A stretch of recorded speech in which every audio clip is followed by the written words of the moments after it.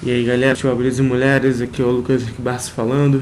Vou comentar então sobre a segunda rodada do Brasileirão, né, dos times cariocas. Vou começar pelo Botafogo e Curitiba, né, o jogo foi lá no Paraná, terminou 3-2 para o Botafogo.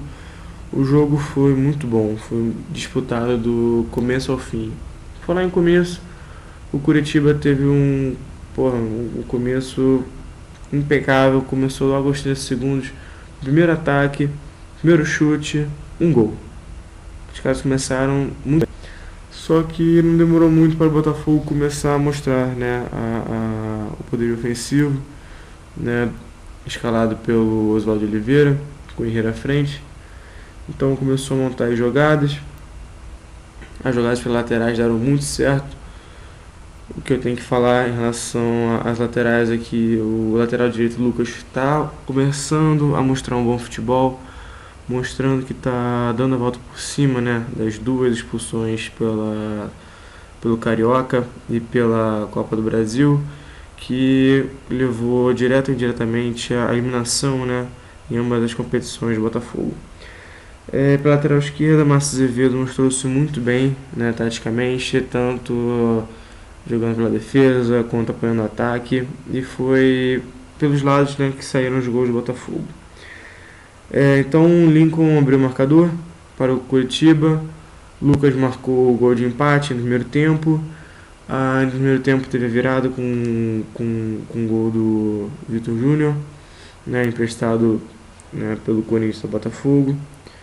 E sempre lá e cá, né, um jogo muito aberto, muito ofensivo, né, Botafogo e Curitiba sempre querendo, né, buscando a frente do placar. Logo no começo do segundo tempo, Curitiba conseguiu um empate com o Lucas Mendes e Botafogo foi virar o jogo apenas na reta final, aos 40 minutos do segundo tempo, em que Lucas colocou, né, deu o gol da virada para o Botafogo.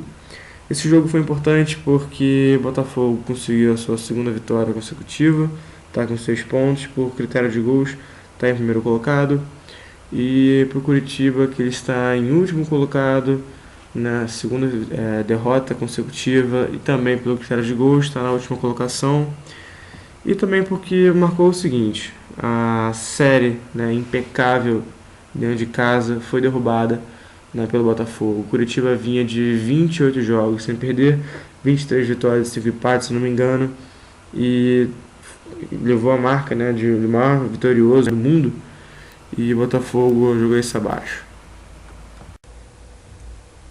Então, para continuar aqui, né, sobre os jogos, vamos ver agora Fluminense e Figueirense. O jogo foi feito no Engenhão, o jogo acabou empatado 2-2. Pelo Fluminense, Marcos Júnior e Wagner, e pelo Figueirense, Caio e Pablo marcaram os gols da partida. O jogo foi marcado também pela incrível quantidade de desfalques para ambos os lados, né?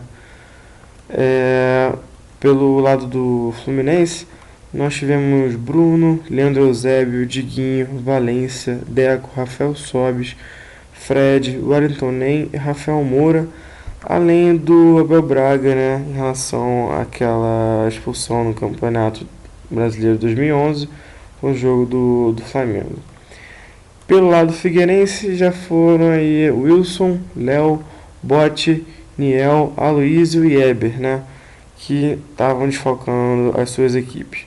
Bem, o Fluminense ele saiu abrindo o marcador, né, com o Marcos Júnior. Caio chegou ao empate, Wagner deu a virada para o Fluminense, mas o Figueirense chegou ao empate com o Pablo.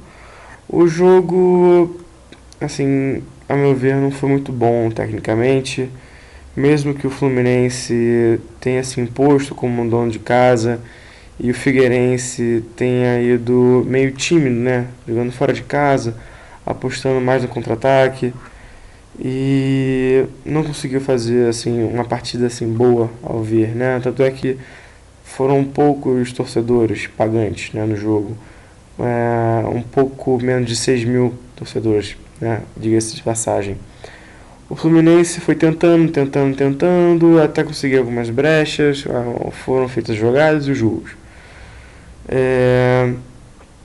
E o Figueirense só conseguiu mostrar algum serviço, né, em campo quando, nos 40 minutos, né, do primeiro tempo, teve o jogador expulso, né, do Fluminense.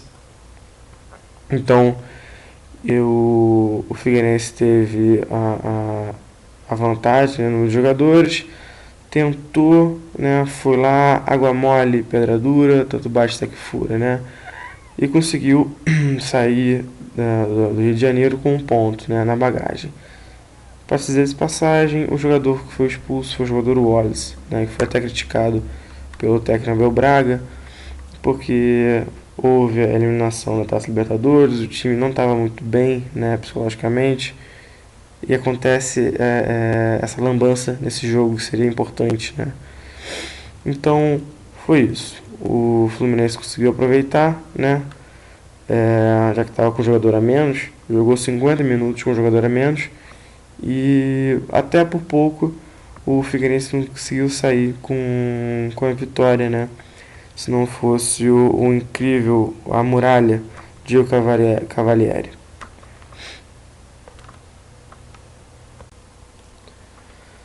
Agora vamos ver então, Vasco e Portuguesa, o jogo foi no Canindé, em São Paulo. Bem, pela segunda rodada do Vasco, né, nós temos que primeiramente, né, exaltar o golaço do Alexandre. A jogada foi feita ao redor dos 20 minutos, 21 minutos do primeiro tempo. Foi marcada pela raça do lateral Fagner, pela sua insistência, conseguiu roubar a bola do marcador, cruzou na medida para um lance plástico, né, esse golaço do bicicleta Alexandre, que foi até eleito o gol da rodada. Apesar disso, o que aconteceu? O Vasco, como visitante, mesmo sendo anexado no time grande, não conseguiu ter muitas oportunidades.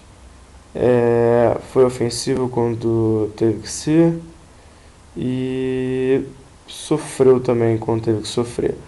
Porque a Portuguesa, no que levou o gol, partiu para cima, tentou mais vezes, né? Tanto é que na final da partida, se não me engano, foram 17 finalizações contra 6 do Vasco.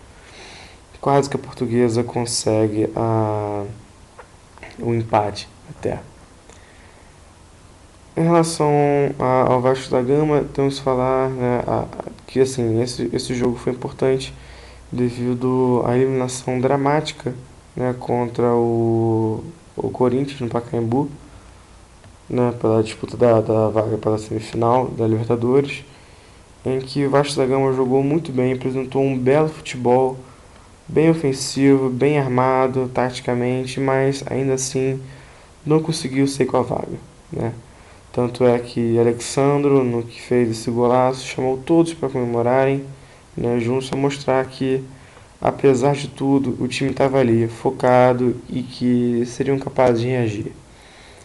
Outra coisa que chamou atenção foi que Diego Souza, né, ele foi substituído para a entrada do Carlos Alberto, e tá evidente que a torcida do Vasco tá pegando o pé dele, porque o jogador fez uma partida até assim, considerada boa, mas ficou marcado aquele lance cara a cara, frente a frente, o goleiro Cássio do Corinthians, em que ele perdeu, né, o que muitos diriam um gol feito.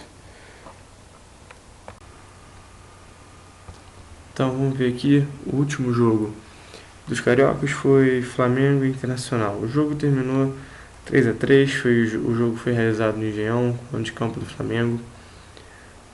Os gols saíram dos pés de Wagner Love, Ayrton, Ronaldinho pelo rubro-negro carioca, e pelo Colorado do Rio Grande do Sul, Gilberto, Fabrício e Dátalo marcaram. Não foi um placar muito bom para o Flamengo, porque mais uma vez o time saiu na frente, conseguiu um placar elástico, 3-1, mas a bobeira na marcação, bobeira na troca de passe e a expectativa, né, não alcançada no grande jogador Ronaldinho Gaúcho fizeram com que eles levassem o duro golpe do empate. né? Num jogo que, poxa, tava ganho. A torcida encara como um fracasso, com certeza, porque mais uma vez isso aconteceu. O jogo foi bom, o jogo foi marcado assim para as duas equipes buscando a frente do placar. Flamengo com seu assim comando de campo, o Flamengo é muito forte, o Internacional como visitante e com muitos desfalques buscou sempre o que? Mostrar um bom futebol e, na sorte, conseguir algum ponto. E foi o que aconteceu. É, o Internacional estava com muitos jogadores lesionados, estava com o Leandro Damião e o Oscar vindo na seleção brasileira. Né? E pelo lado do Flamengo, nenhum desfalque assim, significativo. Os gols assim, começaram com o Ayrton, uma boa jogada. Ronaldinho Gaúcho fez de pênalti, Wagner Love no segundo tempo fez o terceiro do Flamengo.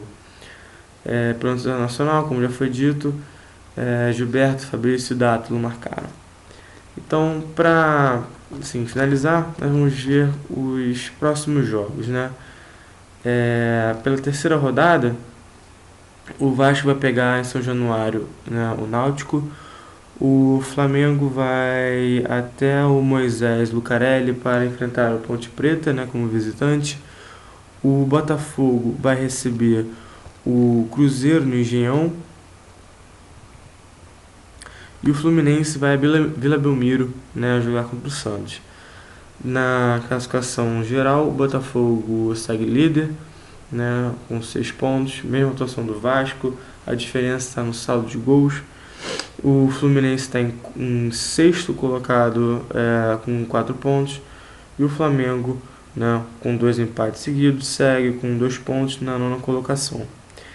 Bem, galera, esse aqui foi os cariocas, né, os times cariocas nessa segunda rodada brasileiro.